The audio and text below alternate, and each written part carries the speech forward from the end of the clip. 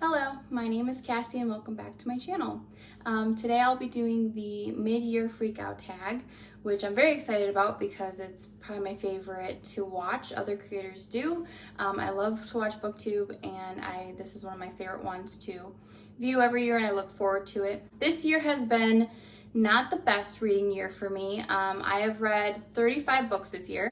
The number of books I've read I'm perfectly happy with. It's more just I haven't had a lot of really high quality, in my opinion, reads this year. So unfortunately I haven't had very many 5 stars, but I will kind of go over, all the questions with you and the prompts. I'm not sure who created this tag. I tried looking into that, but I did see someone's video that said that creator doesn't make content anymore who made this tag. So if you know it, please comment and let me know and then I'll tag them. I mean, if that information's wrong.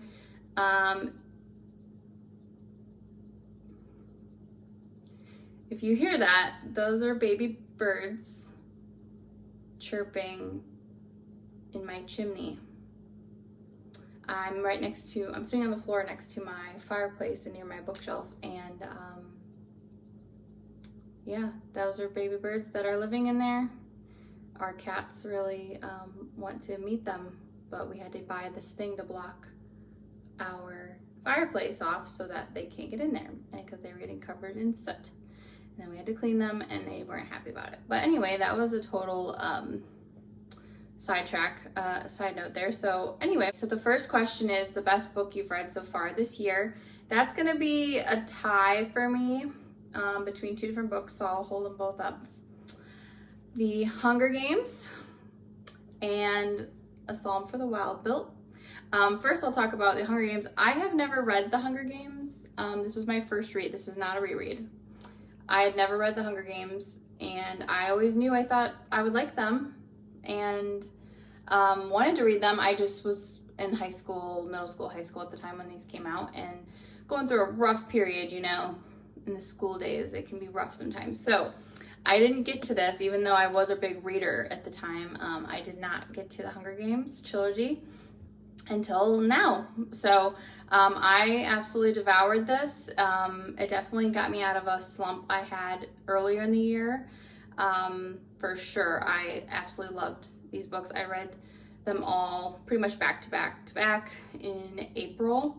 And then I did read A Psalm for the Wild Built.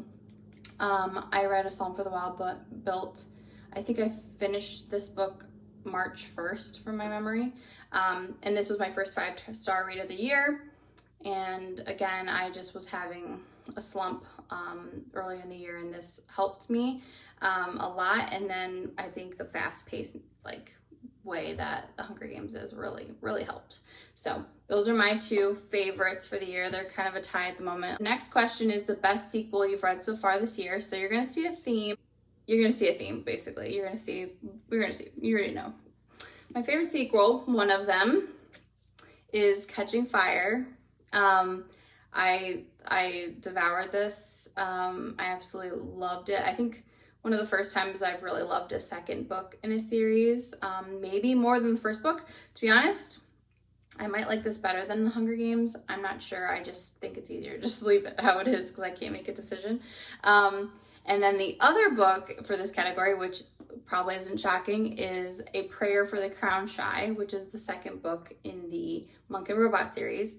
So also by Becky Chambers, who wrote A Psalm for the Wild Built. So again, no one's surprised. Pretty boring over here, to be honest. I wish there was better content at this point, but we'll get into the disappointing reads soon, so don't worry, there's more to come. But before that, question number 3 is a new release that you haven't read yet, but you want to read. And that would be Tress of the Emerald Sea by Brandon Sanderson.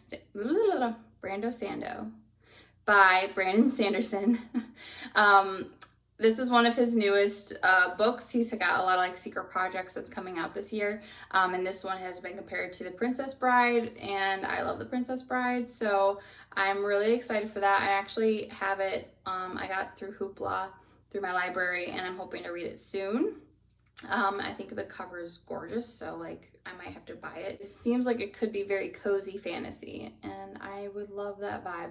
Okay, the 4th question is the my most anticipated read for the second half of the year, so a book that hasn't come out yet, is Lights by Brenna Thumler.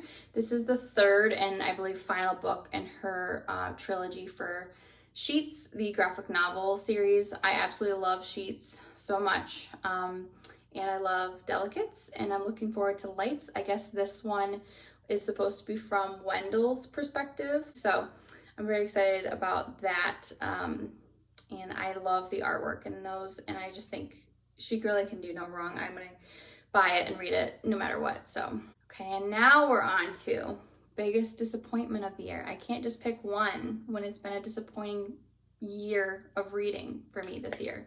Last year this time I had read so many good books, and this year is just not giving. It's just not giving the same way, but I can't dwell. I'm hoping the second half of the year will be better. We'll see. But okay, so the first book that I'm gonna just mention really quick is Never Let Me Go. I guess I didn't have real high hopes. I just thought it was gonna be a nice short sci-fi. I mean, this book is like 280 pages, 285. And I was bored. I was quite bored. I gave it 2 stars. I honestly was like wishing the book was shorter, and it's not even 300 pages, so that's never a good sign. I did struggle through this one. I think I had to switch to the audio, and then I didn't like the audio very much at all either.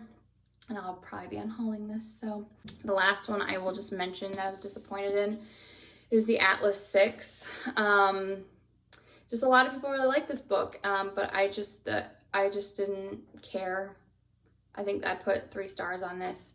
There were points that I was like, oh, I'm getting a little bit of intrigue, a little more interested, and then it just didn't seem fully developed to me. So I struggled with this one as well. But it's so beautiful, and I don't want to get rid of it, and I probably won't, but I don't know. I won't be continuing on with the series though. Not happening, sorry. The next question is biggest surprise. So biggest surprise for me this year was Local Woman Missing. I read this for a challenge that I'm doing on Instagram, which you may have heard of. It's called the 12 Challenge, where 12 friends pick 12 books for you that they really loved. It's favorite books of theirs. And then you read them and see if you also like them. And I gave this 5 stars. Didn't want to put it down. It was great. I did it on audio, of course, and the audio was incredible. It felt like a Criminal Minds episode. Right off the bat, the very beginning, it just hooks you right away. It pulls you right in. So I really liked it, and it's definitely a thriller, I would say. I really enjoyed, and I'd recommend, and one that is up there for thrillers that I've actually really enjoyed. The next question is a new favorite author. Basically, it has solidified that Rebecca Kuang, R.F. Kuang, is a favorite author. I will hold up my favorite of hers, The Burning God. But you can check out a vlog I just posted recently where I read all of Rebecca Kuang's books. So I've read all 5 books that she has put out. Last year I did finish the Poppy War trilogy, but then just recently I did read Babel and Yellowface. So I can now, I feel, say that I've read a lot from her, not just one specific trilogy, but that I've read all of her books even, tells me that she's a favorite author. Definitely go check that out. And if you just want to, I review all of them and it's spoiler free, so if you just want to go and check out one specific book and see my thoughts and feelings, and then you can scroll to the chapters and go right to the end. That's really fine. Okay, so my newest fictional crush is, I'm just gonna hold up one of these, but my newest fictional crush is Peta. I love Peta. I can see why people love Peta. I don't see why people like Gale. I'm sorry. I'm not a Gale girl. No, I do not stand Gale. You will not find any Gale love in this house. No. I don't get it, honestly. It's all Peta. It's Peta all the time. I can see why some people maybe just didn't want either person for Katniss, which is totally fine. I just, as far as following a romance plot, Peta was the one for me. I mean, he's the simp or soft boy type, which is totally more of a vibe, but that's my vibe, I guess, because I love Peta so much. I really love Peta. Second place goes to Finnick Odair, though. I do really love Finnick Odair. And he had a tragic end. So I don't want to get into that part. It's so tragic. Everything's tragic in those books, to be honest. Poor PETA too. I mean, poor Cat, poor everybody, you know. So war is not nice. Okay, moving on. New favorite character. I'm going to say Mosscat. The little robot friend. There he is. There's Mosscat. In the Monk and Robot series. I think it's going to be a full series. Right now it's just a duology. I love him. He's so cute and sweet and just pure. He's so pure and innocent. And I think I liked him even more in the second book, which I think makes sense because you see he's in all of the second book. There's this part in the second book where he meets a dog. Oh my gosh. That is so cute. I recommend that series. Please go read Monk and Robot. Next question is a book that made me cry, which is none. 0. I know, even after I talked about the Hunger Games, they didn't make me cry, actually. I think I was just, life cries me out enough that I didn't have any tears for book. No, that sounds so terrible. But maybe not wrong. I do cry with books sometimes. It takes a lot for me to cry with a book, but we'll see. I'm sure something will. I have cried with books. It takes a lot, usually. Book that made you happy. I basically can just keep holding up these books right here. They made me happy for different reasons. If you're hearing noises, that's my cat trying to get a fly. So sorry about it. So these two made me very happy. These both came to me when I needed them this year, that's for sure. Just for a backstory, my dog passed away in January very unexpectedly. So then I was very sad for a very long time. I mean, I'm still sad, to be honest. So I definitely wasn't really reading or not really enjoying reading. I was trying to read, but it's just hard when you're struggling, I think, mentally. Sometimes it can be a way to escape, but sometimes it's just like you can't like sit and read.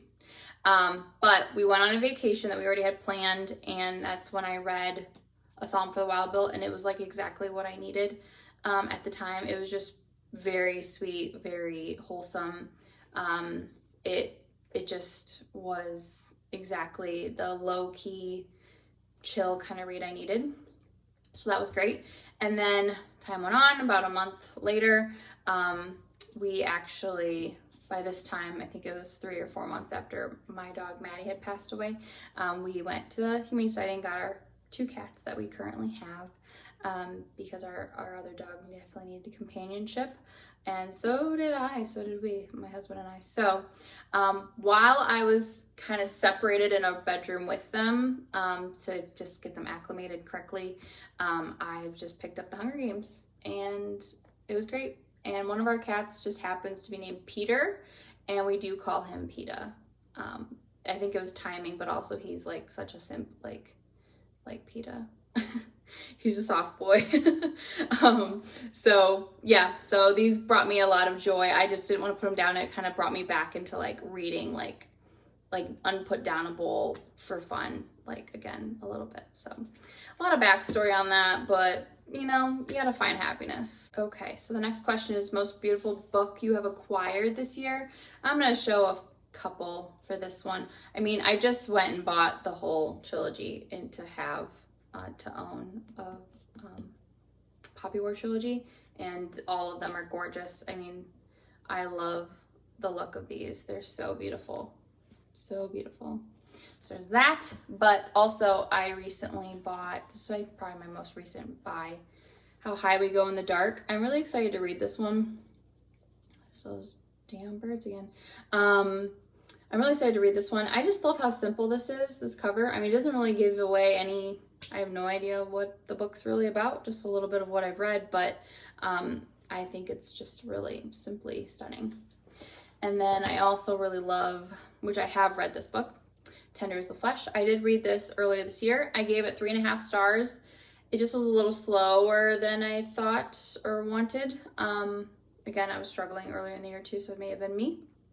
But the ending was top notch. So I did enjoy it, and I'm going to keep it. I do love this cover. I think it's really pretty. I love pinks and reds together too. Not that you need to know that probably, but there you go. So the last question is, what books do you need to read before the end of the year? There are so many books. I mean, I need or want to read before the end of the year, of course. I have a TBR, you know, don't we all? And especially I want to read physical books. But I do want to shout out, I have been reading mostly online on Webtoons. I have been reading Lore Olympus. I think I'm now on volume 5, technically, on Webtoons. And I think the graphics on those are stunning, and I was eating those up. So that's definitely one. Another one, which I'm actually started reading today, is Ring Shout by P. Jelly Clark.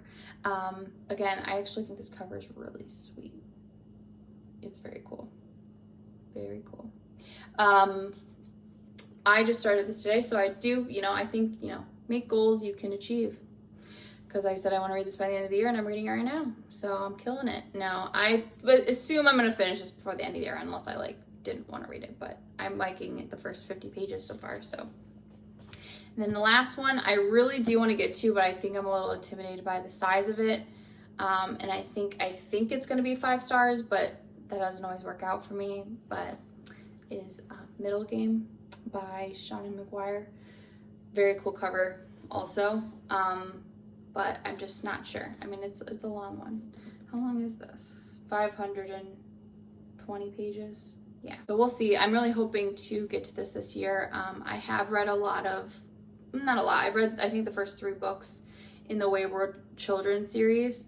And I'm just hoping I'll really enjoy this. So we'll see. The final question is content creators you've been loving. I've been watching BookTube for 2 years maybe now that I've been watching, and so there are so many different people I love to watch, so I'm just gonna shout out like all my favorites. There's a lot. I would say top ones I'm gonna start with are Noelle Gallagher. I think she was the first person I started watching, and I love her stuff, and also Allison Pages.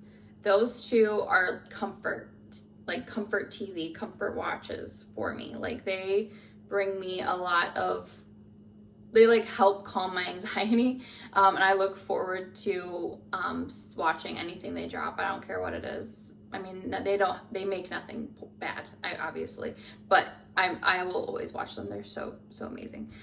Love them. And I feel that out of everyone I watch and that I've discovered on BookTube, Allison Pages has the closest reading taste to me, which is hard for me to match with people. So I have noticed that. But other people I love are Books and Lala. Shout out Pumpkins and Stories, Lacey, the only person I actually know somewhat personally on BookTube. Pumpkins and Stories, go check her out. Katie Coulson, love Katie Coulson. How to Train Your Gavin, love How to Train Your Gavin. Oh my gosh, love How to Train Your Gavin. And Alexander Roslin, those two. They're incredible. Also, Rumi's Digest. I've been following them for a while. I think I first found them on Instagram with their reels, and I know they also have Book Talk, and then they have really taken off recently on BookTube, but go check them out. They're amazing. Sid Bookworm. I recently found Sydney's channel. Jack Edwards, Obvi. Haley Pham, Obvi. Uncarly, Obvi. Also love Elias and Books and Lala, Obvi. And I already said Books and Lala. But anyway, I recently found Prue's Project, which, where have I been? Because Prue's Project is, Reagan is super popular, and I'm loving her vibe. Cozy. That's like, she's gonna be, I love her vibe. Also the Book Leo, just discovered the Book Leo, also love the Book Leo. Shout out to my favorite book podcast, Books Unbound. I love Books Unbound. They also have video for their channel now, so I kind of am including them, but they are creators, and they were originally booktubers. Ariel Bissett and Raylene LeMay, they're the co-hosts, and Ariel still does have a channel. I think she's kind of shifted to home improvement stuff, which I also watch because it's very interesting, and I have home and I am trying to improve on said home. So you know, you gotta get all your content on YouTube. But yeah, so those are a few. There are even more people I'm probably not even thinking of or including, but of the creators I really, really enjoy. And yeah, so that's pretty much my wrap up right now. I've read, to this date in July, I have read 38 books this year. I'm on track to reading my goal this year, which is 60 books. Last year my goal was 50 and I read 111, so obviously that didn't matter. So the goal doesn't matter. It doesn't matter. Do what you need to do. Obviously, like I said, this year has been a harder year for me. After, like I mentioned, losing our dog. I don't care what people say, but the loss of a pet is horrible. It is horrible. I miss her so much. I have my necklace, which has her picture on it, Maddie. She was like my child. Everyone will tell you that she was my child. So it's been hard. It's been tough. But yeah, basically, whatever you're doing it well. Your reading is subjective, and it is not a definition of like how much you like to read or what you like to read. It's totally okay to read as much or as little as you mentally can and your body and your emotions allow you to. Sometimes life happens and that's totally fine. So yeah, that's the end of this video, but I hope you enjoyed. I hope you have a good day and happy reading. Peace.